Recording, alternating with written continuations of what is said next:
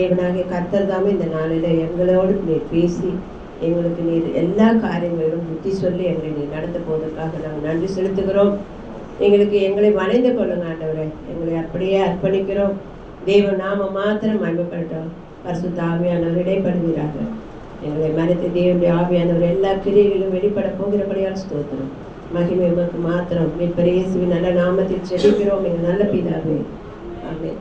இந்த பகுதியில் இந்த யோனாவை குறித்து நிறைய பிரசங்கம் கேட்டிருக்கோம். எல்லாருக்கும் தெரிஞ்ச பகுதி. இதில் கொடுக்கப்பட்ட அந்த 4 அதிகாரத்தில் ஒரு யார் எழுதுறது அவரே எழுதியிருக்காரு. யோனாவே இந்த காரியத்தை, ஏன்னா இப்போ நம்ம ஒரு தவறு செய்ததை அப்படியே எழுதி வைப்போமா? ஆனால் யோனா எழுதி வச்சிருக்காரு பாருங்க. நான் எரிச்சலாக இருந்தேன், நான் கோபமாக இருந்தேன். இந்த காரியத்தில் எவ்வளோ ஒரு வெளிப்படையாக இந்த தீர்க்கதரிசி எழுதியிருக்காரு. இவர் இந்த இடத்துல எழுதியிருக்கிற ஒரு காரியத்தில் இங்கே பாருங்கள், அமித்ஷாயின் குமாரனாகி யோனாவுக்கு. அப்போ இந்த யோனா ஒரு தீர்க்கதரிசியின் மகனாக காணப்படுகிறார். தீர்க்கதரிசியுடைய மகன் தான் இவர். இப்போ 2 ராஜாக்கள் 14:25 உங்களுக்கு அதை குறிச்சுதான விளக்கம் இருக்கும். 2 ராஜாக்கள் 14:25 எழுதி வச்சுக்கோங்க. இப்போ இந்த யோனாவை குறித்து இன்னொரு சம்பவத்தை பார்க்கலாம். இந்த யோனா பாருங்க, ஆண்டவருடைய வார்த்தை கேட்கிற ஒரு ஒரு ஒரு தீர்க்கதரிசியாக இருந்தான். அவர் சொல்கிறாரு, முதலாவது அவன்கிட்ட கர்த்தருடைய வார்த்தை உண்டாகுது, நீ எழுந்து மகா நகரமாக நினிவேக்கு போய் என்ன பண்ணணும்னு சொல்ற, அக்கிரமம் என் சமூகத்தில் எட்டினதுன்னு சொல்கிறாரு. துன்மார்க்கம் நிறைந்த நினிவே மக்களை குறித்து மனம் திரும்ப வேண்டும் என்று சொல்லு போய் என்ன தேவன் அதுக்கு தான் யோனாவை அனுப்புகிறாரு. அவங்க மனம் திரும்பணும் அப்படின்னு சொல்லிட்டு தான் யோனாவை அனுப்புகிறார். ஆனால் யோனாவை எப்படி பாருங்க, அவன் உடனே இவன் திரும்பிட்டான். எப்படி? தேவன் சொன்ன வார்த்தைக்கு அவன் டக்குன்னு அவன் மனம் திரும்பிட்டான். ஏன் என்ன சொன்னார் அவர்? நீ போய் இந்த மாதிரி அக்கிரமம் உனக்கு தேவன் உங்களை கவிழ்த்து போட போகிறார் இந்த 40 நாள்லன்னு சொல்லுன்னு தான் சொல்லியிருக்காரு. போய் இந்த அக்கிரமெல்லாம் தேவனுடைய சமூகத்தில் எட்டுச்சு. துன்மார்க்கம் நிறைஞ்ச ஜனங்க. அவங்க எதுக்கு பயப்படணும்? அனுப்புறது யாரு? தேவன். உனக்கு கொடுத்த வார்த்தை அவரே வார்த்தை கொடுத்துருக்காரு. வசனத்தின் மூலயமா அவரே சொல்றாரு நமக்கு. ஆனால் மனுஷீக காரியத்தில் நம்ம என்ன பண்ணியிருக்கிறோம், அந்த இடத்துல எப்படி நடந்துக்கிறோம், தேவனுடைய காரியம் என்ன எதுக்கு அந்த விஷயத்தில் நம்ம பார்க்கும்போது அந்த 3வது வசனத்தில் பார்த்தீங்கன்னாக்கா அந்த இடத்த விட்டு என்ன பண்ணுறாரா, சமூகத்திலிருந்து விலகி தர்ஷீஷுக்கு போகிற கூலி கொடுத்தே அந்த இடத்துக்கு அவர் ஏறி போக வேண்டிய சூழ்நிலை. அப்போ யாருடைய எண்ணம்? அங்கே மனுஷீக திட்டம். ஒவ்வொரு திட்டம் போட்டான். அங்கே போனால் நிறைய துன்மார்க்கரு, நான் போய் சொல்லல அத்தனை பேரும் என்னை கொண்டுடுவாங்க அப்படிங்கிற ஒரு பயம். ஏன் இவனுக்கு அந்த மனுஷீக திட்டம் வந்துச்சு. ஆனால் தேவன் எவ்வளோ அன்பு உள்ளவர் தெரியுமா?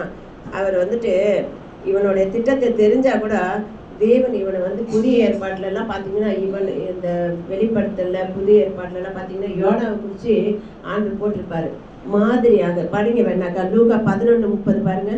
லூக்கா 11:30 எடுத்துங்க. ஒருத்தவங்க மத்தேயு 12:39 எடுங்க.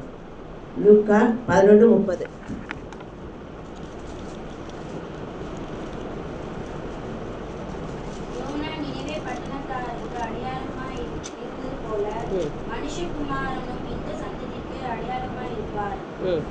பாருங்க, அடையாளமான மனம் திரும்பும்படிக்காக தான் தேவன் என்ன பண்றாரு, பரலோகராஜன் மனம் திரும்ப அதை சொல்றதுக்கு தான் இவனையும் வச்சாரு. எவ்வளோ பெரிய ஒரு நல்ல இது பாருங்க இந்த இடத்துல. அப்புறம் இன்னொரு மத்தேயு 12:39 படிங்க.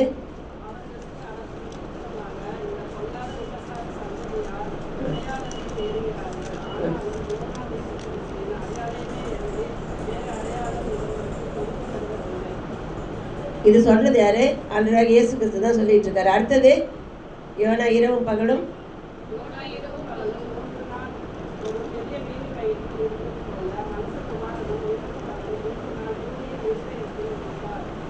41 படிங்க, முக்கியமான வசனம்.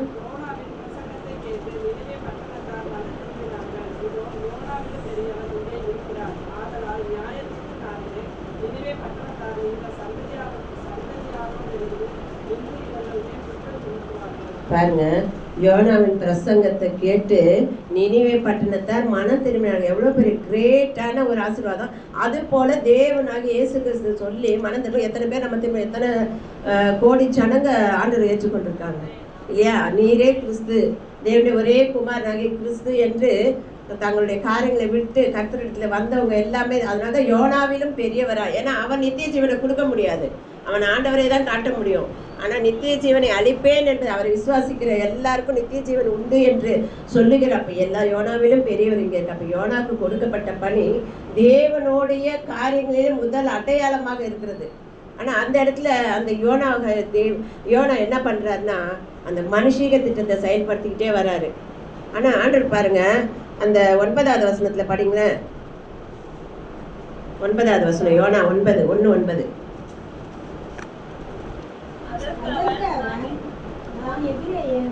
சமுத்திரத்தையும் பூமியையும் உண்டாக்கின பரலோகத்தின் தேவனாகிய கர்த்தரிடத்தில் பயபக்தி உள்ளவன் என்றார். சொல்றவங்க செய்யல. மனுஷீக திட்டம் எண்ணத்துல இருக்கு என்னன்னு, நான் பயபக்தி உள்ளவன். பயபக்தி உள்ளவங்க அவருக்கு விரோதமா செயல்பட முடியாது. என் ஜீவனே ஆனாலும் மரணமே ஆனாலும் நான் அந்த இடத்துக்கு தேவன் சொன்ன கட்டளைக்கு நம்ம யார் போவேன்னு சொல்றோமோ அவங்களோட தான் தேவன். ஆனால் பயபக்தி உள்ளவனு கிரியை எல்லாம் இது பண்ண வாயினால அறிக்கை பண்றாரு வழி. அந்த இடத்துல அவருடைய முழுமையான அந்த பக்தியை காட்டவே இல்லை. பக்தியை காட்டியிருந்தாக்கா அவர் சொன்ன வார்த்தைக்கு மனம் திரும்புங்க, உங்களுக்கு தேவ தண்டனை இருக்கு, சீக்கிரம் மனம் திரும்பினா தப்பிக்கலாம்னு சொல்லிட்டு வந்திருக்கலாம், தப்பு கிடையாது. ஆனால் அதை மீறிட்டாரு. 11-12 நீங்க பாத்தீங்கன்னாக்கா அவங்க தூக்கி என்ன பண்றாங்க, சமுத்திரத்துல போடுறதுக்காக என்ன சொல்றாங்க பாருங்களா, அந்த 12வது வசனத்தை. அதற்கு அவன், நீங்கள் என்னை எடுத்து சமுத்திரத்திலே போட்டு விடுங்கள், அப்பொழுது சமுத்திரம் உங்களுக்கு அமர்ந்திருக்கும். பாருங்க, பெரிய கொந்தளிப்பு உங்கள் மேல் வந்ததென்பதை நான் அறிவேன் என்றான். எதுவும் தெரியும். அப்ப மனுஷீக திட்டத்துல தான் செய்யற தவறுகள் தெரியுதா தெரியலையா? நம்ம தேவனுக்கு விரோதமா நம்ம செய்யறது கண்டிப்பா தெரியும். ஒரு சின்ன விஷயம் செஞ்சா கூட யாரனா முறுமுறுத்துட்டா கூட திரும்ப வீட்டுக்கு உள்ள போய் உள்ள என்ட்ரு பண்ணதுக்குள்ள 4 தடவை ஆண்டு பேசிடுவார். என்னன்னு, நீ ஏன் முறுமுறுத்த, நீ ஏன் முடியாதுன்னு, நீ ஏன் செய்ய மாட்டேன்னு அதுதான் கேட்பாரா? பயம், அப்படியே நடுக்கம் வரும். ஏன் காரணம், அவர் நம்ம கூட இருந்து நம்மளை கேட்குற கேள்வினால நமக்கு ஒரு பயம் உண்டாகும். கர்த்தர் அப்படிப்பட்ட நல்ல தேவனா இருக்கிறார். ஆனா எல்லாம் அறிவேன், இதெல்லாம் நீ சமுத்திரத்தில் போட உங்களுக்கு வந்த இது பாடுக்கு, உங்களுக்கு வந்த நஷ்டத்துக்கு, இந்த பெரும் காற்றுக்கெல்லாம் நான் தான் காரணம், அதை நான் அறிவேன். அப்போ மனுஷக திட்டத்தில் அந்த இடத்துல என்ன வந்திருக்கு, கொஞ்சம் திமிரான பேச்சு, திமிரான காரியங்கள் வந்து கொண்டு இருக்கிறது இல்லையா? கர்த்தர் அந்த இடத்துல அவனுக்கு அந்த ஒரு சூழ்நிலையை அந்த இடத்துல அவன் தைரியமா பேசுறதுக்கு. ஆனா அந்த 14வது வசனத்துல பாத்தீங்கன்னாக்கா அவங்க தேவனை அறியாதவங்க அவங்க எவ்வளோ ஒரு இறக்கத்தை செய்கிறாங்க பாருங்க. இங்கே உள்ளே வந்து உட்காந்துருமா, உள்ளே வச்சாரு. ஆமாம், பிரேஸ்ல இங்கே கூட அவங்க தேவனை அறியாதவங்க 14வது வசனத்தில் பார்த்தீங்கன்னா உங்களுக்கு தெரியும். அதில் வந்துட்டு வேண்டாம், படிக்க வேண்டாம், கர்த்தர் உமக்கு சித்தமாக இருக்கு செய்ய. அவங்க இறக்கப்படுறாங்க. புற சாதியாக இருந்து தேவனை அறியாதவங்க, அவங்களுக்குள்ள மனுஷிக திட்டம் இல்லை, தேவ திட்டத்தை கொண்டு வராங்க. ஐயோ, இவங்களுடைய ஆண்டவர் வந்து எப்படி கடலை இவன் நிமித்தமாக கடலையே கொந்தளிக்க வைக்கிறாருன்னா அப்போ எவ்வளோ பெரிய ஆண்டவர்னு அவங்களுக்குள்ள ஒரு பயம் உண்டாகிறது. பலி செலுத்துறாங்க. இவனை தூக்கி போடையில, ஆண்டவரே அந்த ரத்தப்படி என் கூட வரக்கூடாது, என்னை மன்னிச்சிடுங்க அப்படின்னு சொல்லிட்டு பயந்து நடுங்குறாங்க. யோனாவை தூக்கி கடலில் போடுறதுக்கு அவங்க யோனாவை எல்லாம் அறிவேன், எல்லாம் செய்வேன், ஆனால் நான் மனம் திரும்புங்க, நான் சொல்ல மாட்டேன், நான் வேற இடத்துக்கு போகிறேன்னு சொல்லு. இவன் கடலில் தூக்கி போட்டால் நான் செத்து போயிடுவேன் தெரியாது அந்த யோனாவுக்கு. அந்த அளவுக்கு ஒரு மனுஷிகம், அந்த அளவுக்கு ஒரு ஆத்திரம், நான் ஏன் அங்கே போகணும்னு. அப்போ கர்த்தர் சொன்னதை விட இந்த கடலில் விழுந்து சாவது பெருசா. ஆனால் ஆண்டவர் பாருங்க, அவனை என்ன பண்ணுறாரு, மீன் ஆயத்தப்படுத்திட்டாரு 17ஆம் வருஷத்தில். அவருடைய திட்டம் பாருங்க, அந்த இடத்துல இவங்க கீழே போட்டுருவாங்க தெரியும். மீனுக்கு கட்லேட்டு, அந்த மீனை குறித்து நிறைய காரியங்கள் இருக்குது. அந்த மீனுடைய காரியங்கள், அதுக்கெல்லாம் பல்லே இருக்காது அந்த மீனுக்கு. அந்த மாதிரியான பெரிய மீன், அது 2 வகை மீன் இருக்குது. அதில் இந்த மீனுக்கு வந்து இவனை விழுங்கின 3 மீனுக்கு வந்து பல்லு இருக்காது. அந்த தண்ணி அப்படியே எடுத்துக்கும், தண்ணி அப்படியே வெளியில் விடும். அப்படிப்பட்ட காரியங்கள் தான் அந்த மீனுக்கு இருக்குது. ஆனால் கர்த்தர் பாருங்க அந்த இடத்துக்கு மீனுக்கு ஏன் ஆண்டவர் பாருங்க, இவன் முடியாதுன்ட்டு போறவனை துரத்தி என்ன பண்ணுறாரு? ஆண்டவர் எவ்வளோ அன்புள்ள தேவன், அவர் திட்டத்தை நிறைவேற்றணும். நான் சொன்ன நினைவே போச்சோன்னு இவனை விட மாட்டேன். எப்படி பாருங்க, அப்போ நீங்கள் எங்கன்னா நாமெல்லாம் ரிட்டர்ன் போனோம்னா உன்னை வச்சு தான் நான் இப்போ பியூலா வச்சு நிறைய சபைக்கு பலப்படுத்த போகிறாரு இல்லையா? அப்போ அவருடைய திட்டத்தை அவர் நிறைவேற்றணும்னா அவர் ஜபங்கிற ஒரு ஆயுதத்தை பிடிச்சிக்கிட்டே இருக்கணும் இல்லையா? அந்த ப்ரேயர் ஆண்டவரே நான் அநேக சபைகளுக்கு நான் சாட்சியாக போய் சொல்ல போகிறேன், திருச்சபைகளை அத்தனை பேர் வியாதிசிலும் நான் குணப்படுத்த போகிறேங்கிற அந்த காரியத்தை சத்தியத்தை நம்ம உங்களுக்கெல்லாம் என்ன கொடுக்கப்பட்டிருக்கோ அந்த காரியத்தை செய்ய போகிறீங்க. அதனால் காயம் கட்டுகிறவர்களாக நம்ம அநேகருக்கு காயம் நம்ம காரியங்களை கர்த்தர் அப்படியாக நம்ம நடத்தக்கூடிய அதாவது ஆண்டவர் பாருங்க துரத்தி அவருடைய திட்டம் போய் அந்த மீனை பிடிச்சி தூக்கிக்கும். சரி கடை ஒரு 2-3 நாள் இருன்னு சொல்கிறாரு. அது உள்ளே போயிட்டு பிறகு யோனா 2ஆம் அதிகாரம் 3வது வசனத்தில் பாருங்களேன். இவ்வளோ தூரம் ஆண்டவர் செய்த பிறகு 2ஆம் அதிகாரம் 3வது வசனம்.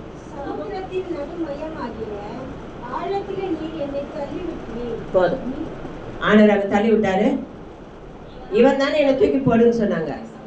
நாமளே போய் பிரச்சனையை வாங்கிக்கிட்டு நாமளே கஷ்டப்பட்டுட்டு கேட்குறவங்க இல்லை, போயிட்டாங்க எழுந்து.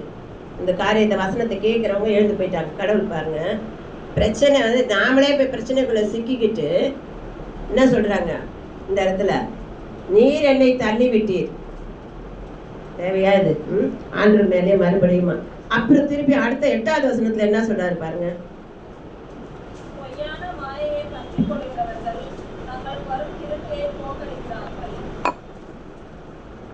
இது எப்படி இருக்கு?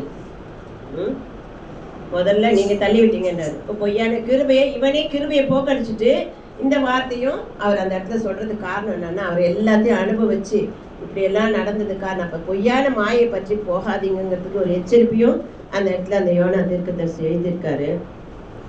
இவ்வளவு சூழ்நிலைகள்ல பண்றப்போ இந்த காரியத்துல நாம எப்படி நடந்துக்கிறோம், நாம எப்படி செயல்படுறோம், மனுஷீக திட்டத்துல நம்முடைய வாழ்க்கையில சரி அப்புறம் பார்த்துக்கலாம், ஜபம் தானே அப்புறம் பார்த்துக்கலாம், அப்புறம் எழுதிக்கலாம் அப்படின்னு இருக்கிறோமா? இல்லை வசனம் படிக்கிறதுக்கு இது பண்ணுறோமா? எந்த காரியத்தில் நம்ம ஒரு நீர்விசாரத்தை காட்டுறோம், எந்த இதில் நம்ம எப்படி செயல்படுறோம்? அவருடைய கிருபையை போக்கடிக்கும்படிக்காக நம்ம எந்த விதத்தில் செயல்பட்டாலும் நீங்கள் மனுஷீக திட்டத்தை செய்கிறவர்களாக காணப்படுவது என்பது நம்ம நிச்சயித்து கொண்டிருக்கணும். ஆனால் ஆண்டோடைய அன்பு பாருங்க, மறுபடியும் யாருன்னா கூப்பிடுவாங்க, நாம் ஒரு தடவை 2 தடவை சொல்லுவோம், செய்யலைன்னா விட்டுடுவோம். ஆனால் ஆண்டர் பாருங்க 3ஆம் அதிகாரம் 1வது 2வது வசனம் படிங்களேன்.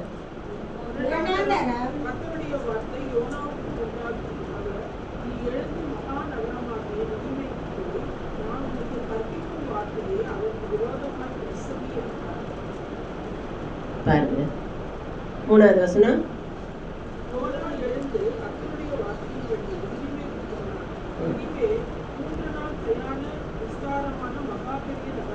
இருந்தது பாருங்க.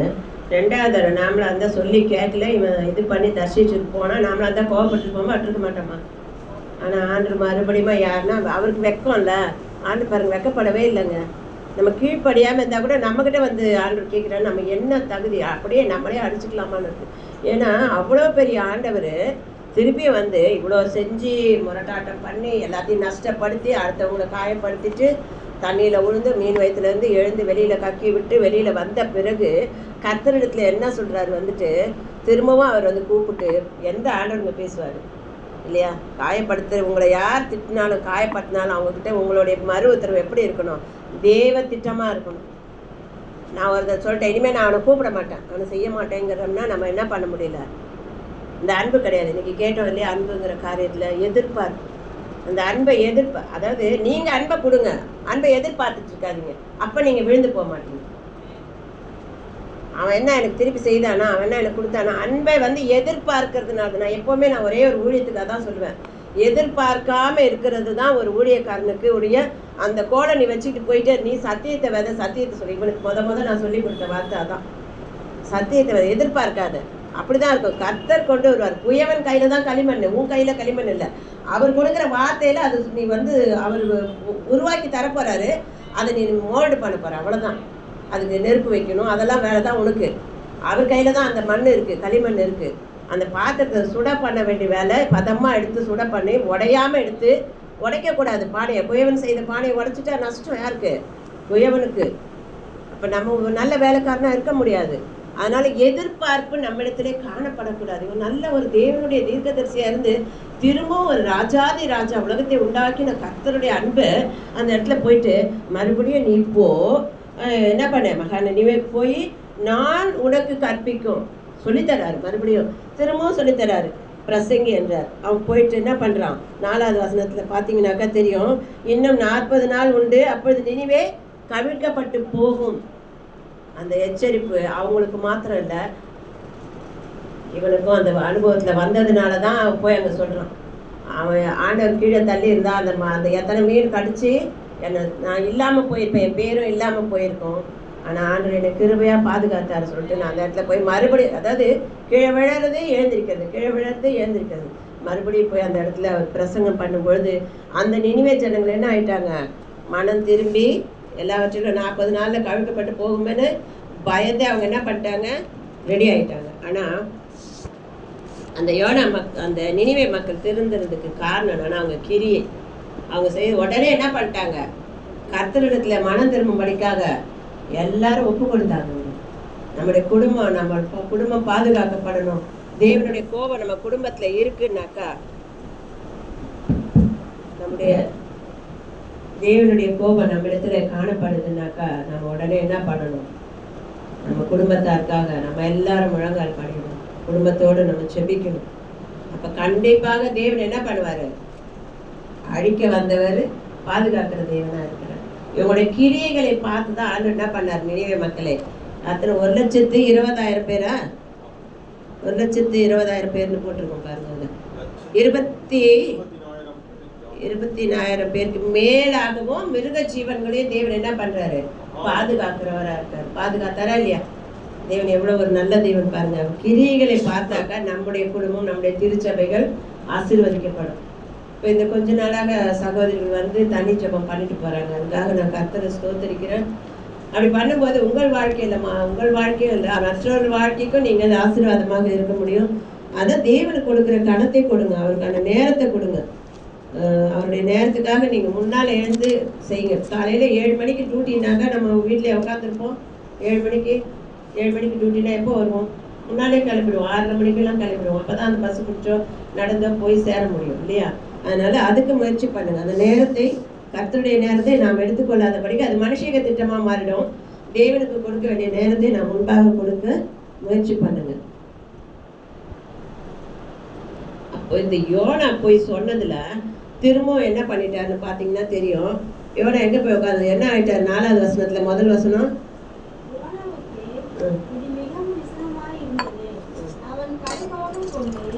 கர்த்தரை நோக்கி விண்ணப்பம் பண்ணி, கர்த்தாவே, நான் என் தேசத்தில் இருக்கும் போதே நான் இதை சொல்லவில்லையா?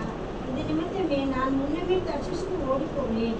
நீர் இரக்கமும் மன உருக்கமும் நீடிய சாந்தமும் மிகுந்த கிருபையும் உள்ளவரும் தீங்குக்கு மனசாகப்படுவோருமான தேவன் என்று அறிவேன்.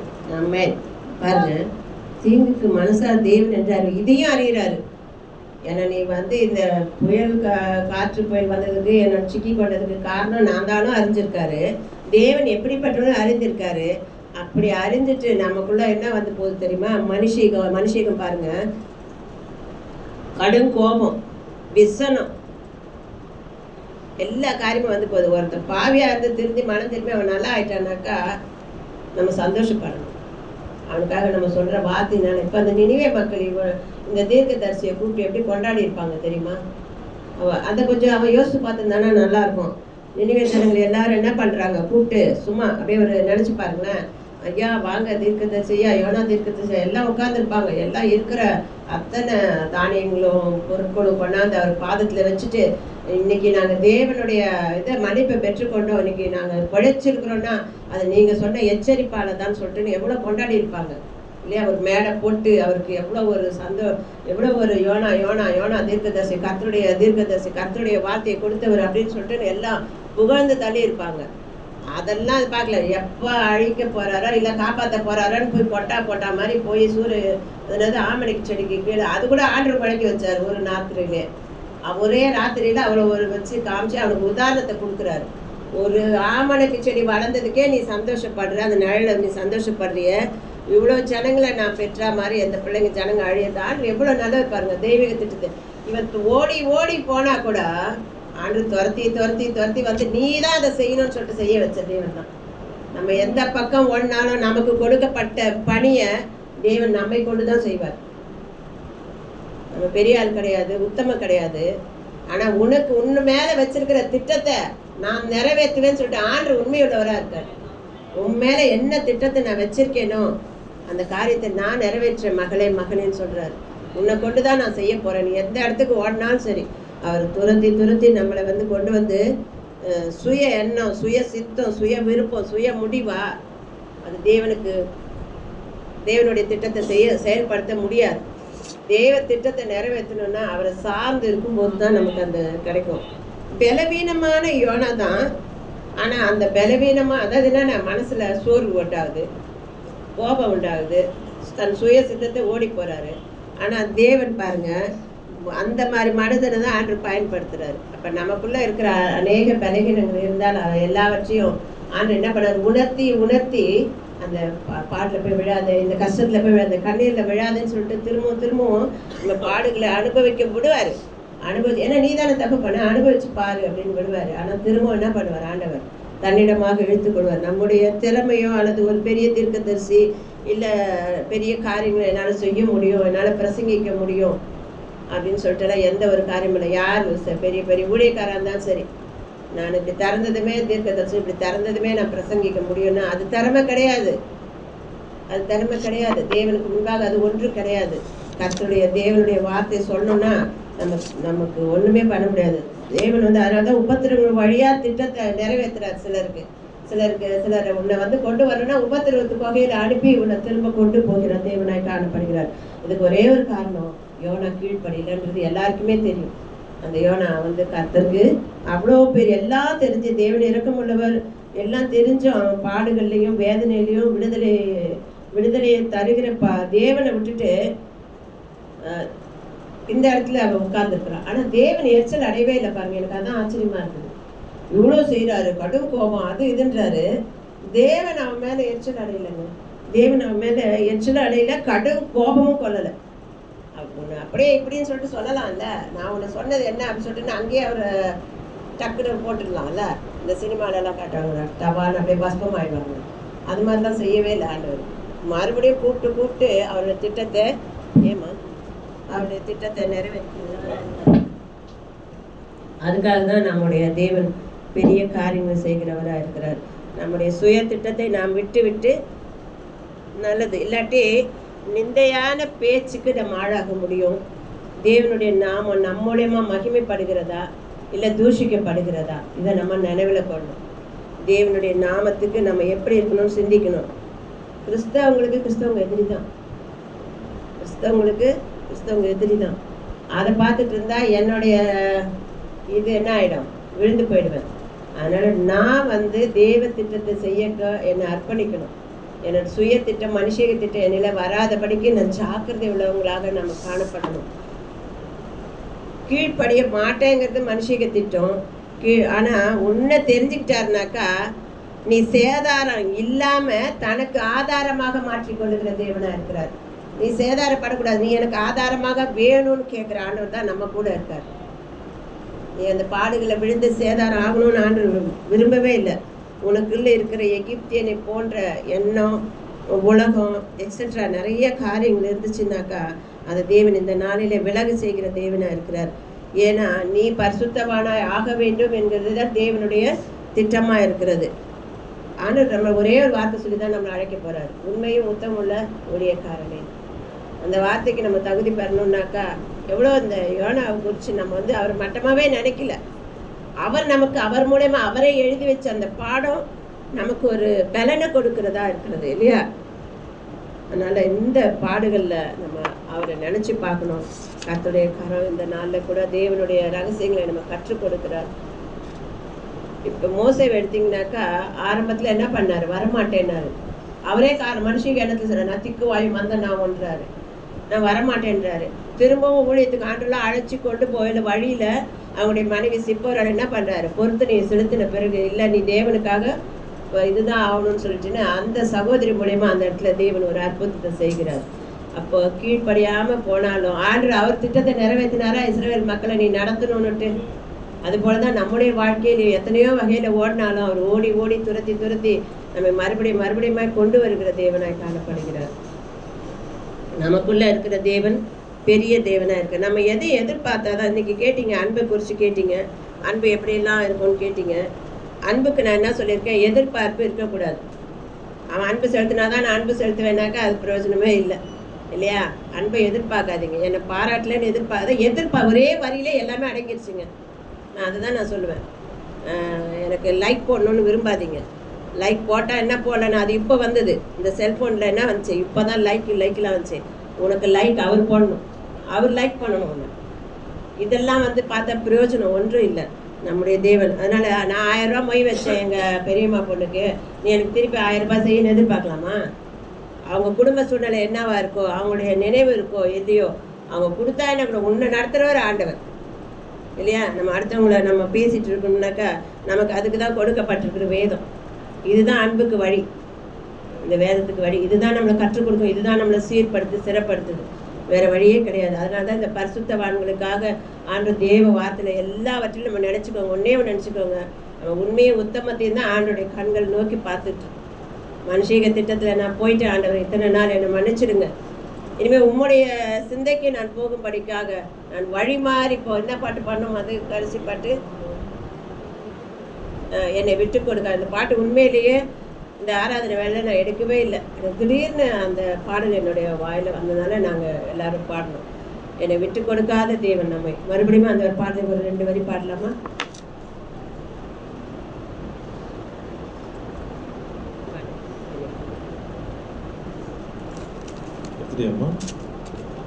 என்னை விட்டு கொடுக்காதவர், என்னை நடத்துகின்றவர், என்னை பாதுகாப்பவர், என்னை விட்டு கொடுக்காதவர், என்னை நடத்துகின்றவர், என்னை பாதுகாப்பவர், நான் வழி மாறும் போது என் பாதை காட்டினீர், என்னால் முடியாத போது என்னை தூக்கி நடத்தினீர். நான் வழி மாறும் போது என்னை பாதை காட்டினீர், என்னால் முடியாத போது என்னை தூக்கி நடத்தினீர்.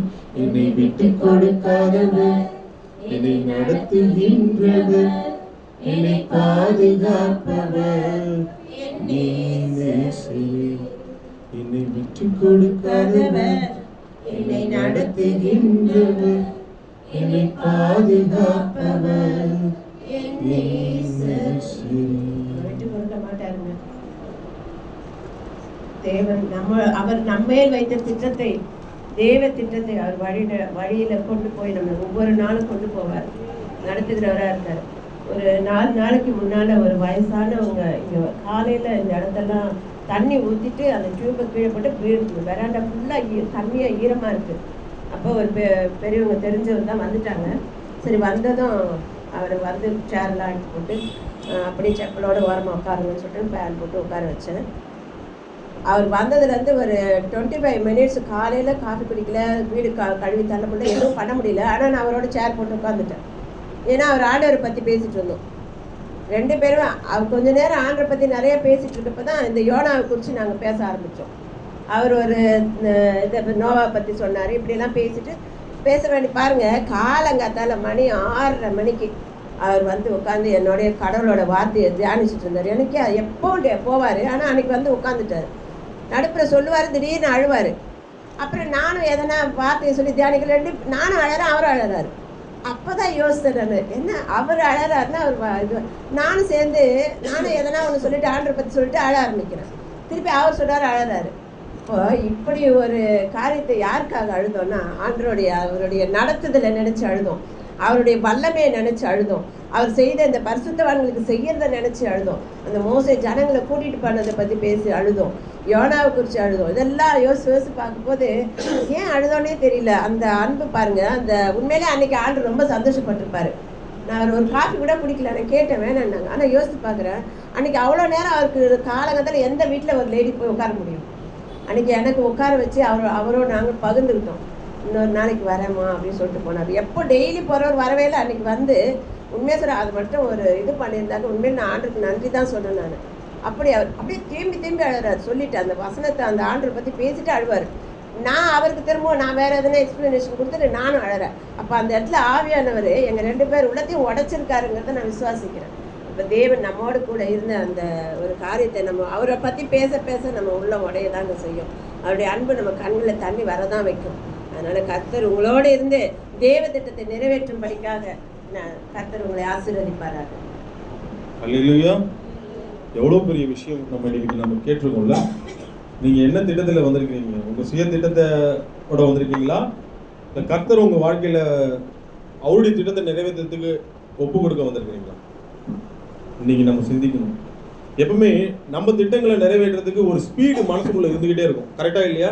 யோனாவுக்கு அந்த ஸ்பீடு இருந்துச்சு.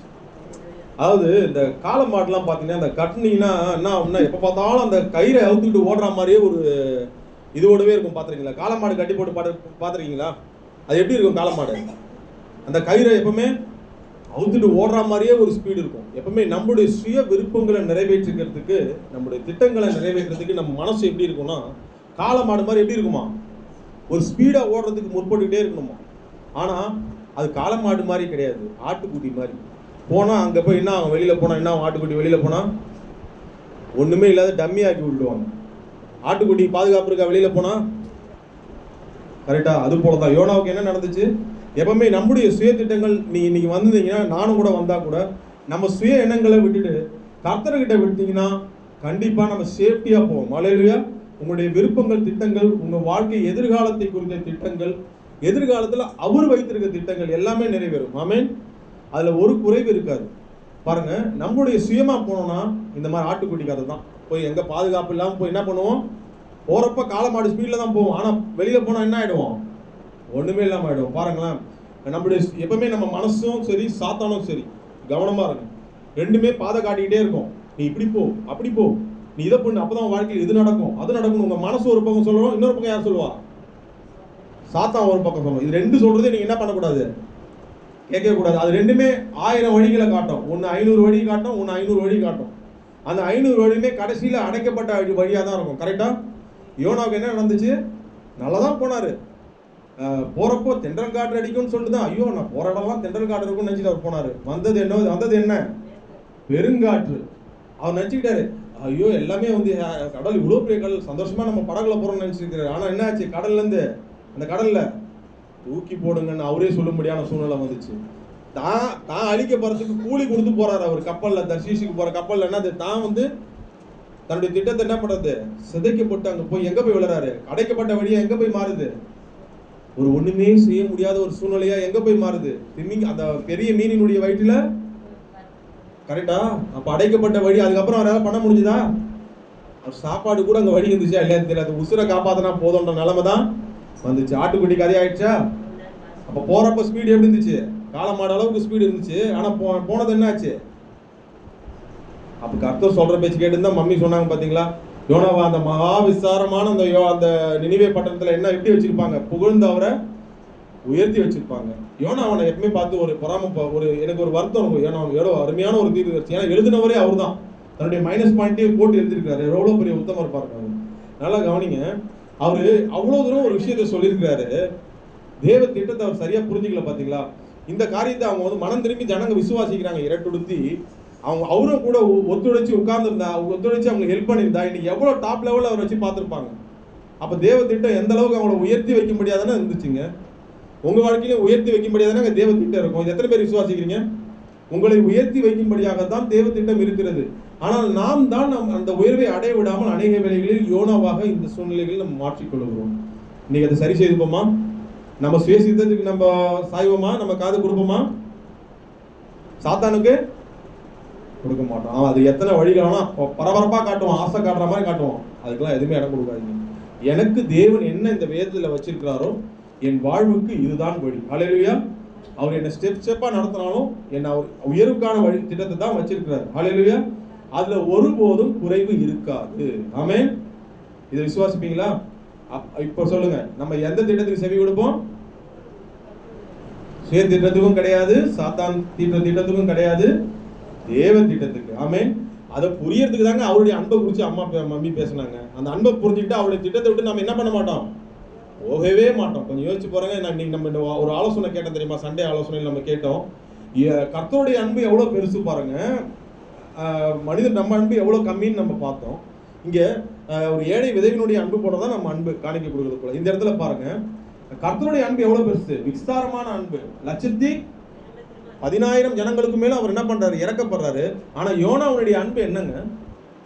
ஒண்ணும் இல்ல. அங்க போய் தன்னுடைய ஜனங்களை மனம் திரும்புறதுக்கு சொல்லணும்னா அவர் இருப்பார். அவன் மனம் திரும்பினோம்னா இவர் இன்னும் கொஞ்சம் அன்பு காட்டி சொல்லி தான் போதும். ஆனா கர்த்தருடைய அன்பு எப்படிப்பட்டது? பெரிய அன்பு. ஆனா அதை கூட ஒரு யோனா புரிஞ்சிக்காம சரி அவருடைய திட்டத்தை புரிஞ்சுக்கல. இன்னைக்கு நாம அவருடைய திட்டத்தை புரிஞ்சுப்போமா? அந்த பேரன்பு கொண்ட அந்த திட்டத்தை நீங்க புரிஞ்சுக்கிட்டீங்கன்னா நீங்க செய்யற பங்கு கொஞ்சம் தான். யோனா எப்படி கொஞ்சம் வேலை தான், அது போலதான் உங்க வாழ்க்கையில கொஞ்சம் தான் நீங்க செய்வீங்க. ஆனா உங்களை உயர்த்தி கொண்டே ஆகும் தேவன் போவார். ஹல்லேலூயா. புரிந்து கொள்ளாம விலகி போகும் பொழுதுதான் பிரச்சனைகள் நம்ம வாழ்க்கையில வருகிறது. இன்னைக்கு அந்த மாதிரி போகாதபடி நம்ம பார்த்துக் கொள்வோமா? ஒப்பு கொடுப்போமா? ஆண்டவர்கிட்ட நடக்கப்பா அப்படியே ஒப்பு கொடுப்போமா? 1ஆம் தேதி ஆராதனை நம்ம சபையில முடிச்சு சொல்லலாம். 1ஆம் தேதி புதன்கிழமை வருது. இன்னைக்கு காலையில 5 மணிலேருந்து 5:30 ஸ்டார்ட் ஆகுது. ஓகேவா? ஒப்பு கொடுக்கணும். அவங்க எங்களை அளவுக்கு அதிகமாக நேசிக்கிற எங்கள் அன்பின் பிதாவே, எங்களை சுராஜா பரிசுத்த ஆவியானவரே, இந்த அருமையான இந்த ஓய்வு நாள் ஆராதனையில இதுவரை உண்மையிலே ஆண்டவரே உங்களுடைய பேர் அன்புனால எங்களை நடத்திருக்கீங்க, அதை புரிய வச்சீங்க. கடைசியில செய்தியில நீங்க எங்க கூட நீங்க பேசியிருக்கிறீங்க. ஆண்டவரே, மகனே மகளே, இங்க உன்னுடைய சுய திட்டத்துல நீ போகாத, 1000 பாதைகள் வரும், நீ விலகி கர்த்தரை விட்டு விலகி போவதற்கு 1000 ஆனா ஆலோசனைகள் கூட வரலாம், ஆனாலும் போகாதே அப்படின்னு நீங்க சொல்லுகிறது போல நாங்க புரிஞ்சுக்கிட்டப்பா. நீங்க காட்டுற திட்டத்துக்கு தான் நாங்க கீழ்ப்படிவோம். எங்களை ஒப்பு கொடுக்குறோம். நாங்கள் எந்த தர்ஷிஷுக்கும் போறது கிடையாது, எங்கேயும் நாங்க போறது கிடையாது. கர்த்தருடைய சமூகமே எங்களுடைய தஞ்சம். நாங்க அங்கெல்லாம் போய் திமிங்கலங்களுடைய வயிற்றுல போய் விளர்றதை விட கர்த்தருடைய கரங்களை நாங்க இருந்து அப்படி கிருபைக்குள்ள நாங்க இருக்கவே எங்களை ஒப்பு கொடுக்குறோம். ஆண்டவரே, எங்க வாழ்க்கையில நீங்க எங்களை உயர்த்தி கொண்டே போவீங்கப்பா. அதற்கு தான் நீங்க எங்களை திட்டம் போட்டு வச்சிருக்கிறீங்க. இதை புரிந்து கொள்ள எங்களுக்கு தேவையான ஞானத்தை தாங்க. உங்களுடைய பேரன்பை நாங்க புரிஞ்சுக்கிட்டோம்னா கண்டிப்பா உங்களை விட்டு நாங்க விலகி போக மாட்டோம். நம்முடைய திட்டங்களுடைய அந்த ஒரு விளக்கங்களை நாங்க புரிஞ்சுக்கிட்டோம்னா நாங்க கண்டிப்பா நாங்க விலகி போக மாட்டோம். அதை புரிந்து கொள்ள எங்களுக்கு கிருபை செய்வாங்க. நம்முடைய நாமே மயம்படுத்தும். இங்க வந்த ஒவ்வொருவருடைய பிள்ளைகளுடைய பிரச்சனைகளை நீக்கி போட்டு அவங்க தேவைகளை சந்தித்து நீங்க கூட இருந்து வழி நடத்துங்க. ஆண்டவரே, உங்களுடைய நாமம் மாத்திரம் மகிமைப்படுவதாக. இயேசுவின் மூலமே ஜெபிக்கிறோம் எங்கள் நல்ல பிதாவே. ஆமென்.